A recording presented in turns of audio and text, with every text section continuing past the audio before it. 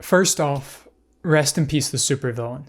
Alright, let's get into it. The supervillain get kicked out your country. KMD, Zevlov X, up rock, RIP. Listening to MF Pondering that supervillain's got a point. Me and Doom headed down to the rain. When the blower said I did it for MF Doom had a sterling reputation and an outstanding legacy in his own right.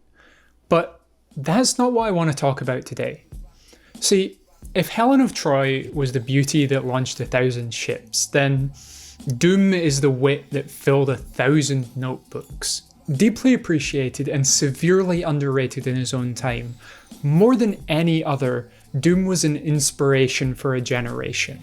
He was the fertilizer in the garden of the weird and wonderful, the wondrous and rich. The supervillain was a hero to many, and that's where I want to look. It's really rare to find an artist whose impact really can't be overstated.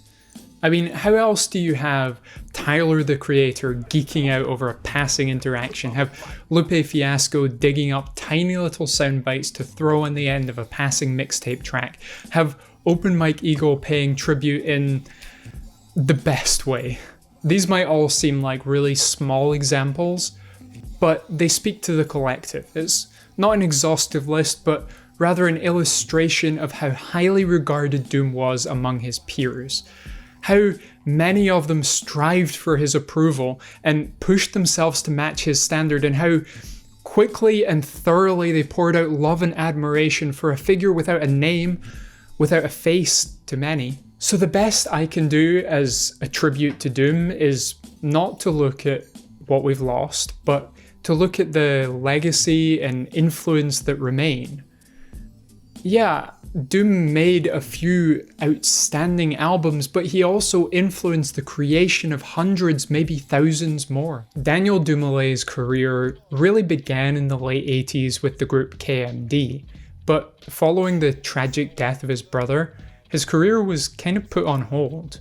It was in the 2000s that his legacy really started to form. Performing behind the now infamous Metal Mask, he cycled through a series of alter egos, from King Ghidorah to Victor Vaughn to, well, MF Doom. From the late 90s through the 2000s, Doom went on a tear, releasing a series of outstanding albums, Operation Doomsday, FOOD, as well as collaborations with Madlib, Genario Jarrell, Danger Mouse, among others. It was within these works that the mythology really grew. So over the years, many rappers have called out the supervillain as being influential on their work, and I want to highlight a few, just to demonstrate how widely spread across hip-hop his influence truly is. So let's start with Earl Sweatshirt. Something sinister to it. The pendulum swinging slow, a degenerate moving through the city with criminal stealth. Welcome to enemy turf, harder than immigrants work. Golf assistant in my shirt.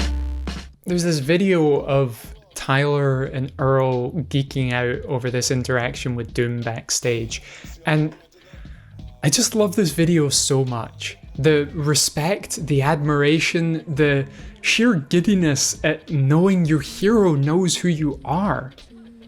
I mean, it's no surprise that Earl studied Doom, and part of that ultimately helped contribute to building the small rap empire that was Odd Future in the early 2010s. Proud as fuck to reach ground zero, cause who the fuck ever gets to rock with their heroes, yeah.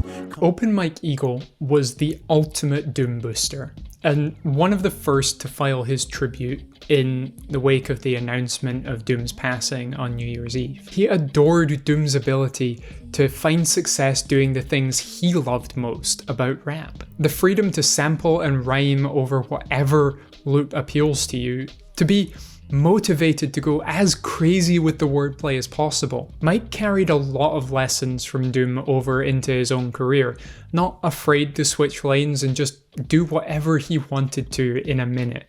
So it was only natural that when he had a short-run Comedy Central show that he would try to get a Doom feature. And there it is on episode 2. Black has no standing at law. Rock Billy come back to the jaw. They got the dogs and the cats at your door. If you're smart, get your ass on the floor. Okay. Back to Aesop Rock. I took it to the head and heart. You were back as metal face and threatening my pearl white Acura from the second bar. Barfing up a masterclass in charismatic. Aesop Rock, raised on KMD.